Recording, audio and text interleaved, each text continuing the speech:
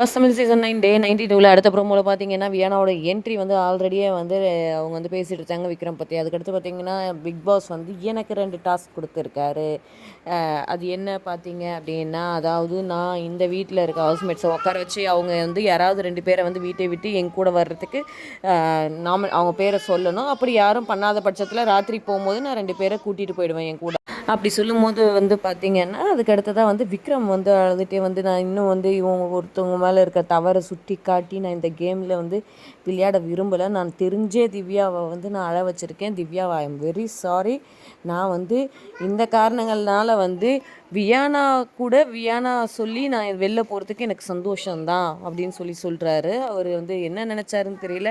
கேம விட்டு வெளில போணும் அப்படின்ற ஒரு மைண்ட் செட்ல தான் விளையாடிருக்காரு அப்படின்றது இந்த ஒரு வாரமா தெரியுது. டிக்கெட் டு ஃபினாலே முடிஞ்சதுக்கு அப்புறமே அவர் வந்து வேற ஒரு ஜோனுக்கு போயிட்டாரு அப்படின்றது தான் தெரியுது. கப்பு அவர் கண்ணுல தெரியலன்னு விஜய் சேதுபதி சொன்ன மாரி தான் இருக்கு. அடுத்த அப்டேட்டோட நம்ம வரோம். நம்ம சேனலை சப்ஸ்கிரைப் பண்ணிக்கோங்க. Thank you.